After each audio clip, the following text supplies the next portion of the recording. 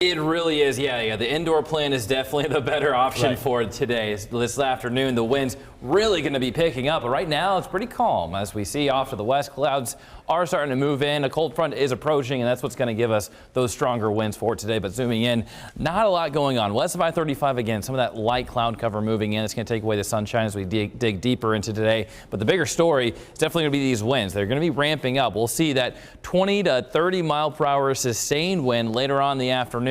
Gusts will be closer around that 40 up to 45 miles per hour. And again, like we've been talking about, it's all because this cold front moving in from the top left of your screen. We're going to be looking at more so the cloud cover as we head into later morning, more of the winds, clouds sticking with us. Not a great chance of rainfall with this passing over us throughout the day, but it kind of stalls out overnight. Doesn't move very much, so it's going to pick up right where it left off as we go into Tuesday morning. But that's what is going to allow some of those showers and storms to trigger, mainly for the southern half of the state. You'll see that as we go very early Tuesday morning. This is now 7 a.m. They're starting to already pass over us. A little bit more isolated showers possible along and south of I-80 at 7 a.m. tomorrow. But we really dry things out, and for your ride home after for Tuesday afternoon, we're going to be still dealing with those strong northwest winds around 20 mile per hour, sustained winds, gusts closer around that 30 to 35 miles per hour. But we are drying things out and clearing up. We're going to see more of the decreasing cloud cover as we go throughout Tuesday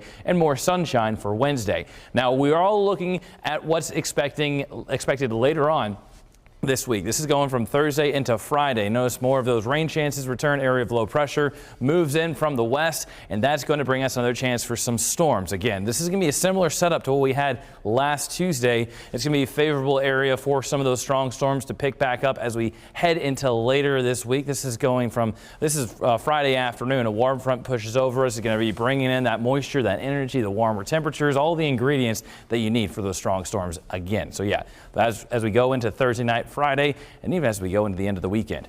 Highs for today, low 70s. We're not going to be worried about strong storms, but we do have those strong gusts. And then as we go into the remainder of today, we'll have those highs back in the low 70s. Still dealing with those upper 60s for tomorrow, so a little bit of a temperature decline. We're calm throughout Wednesday, and then we head into more storm chances to end the week and also to end the weekend on Sunday.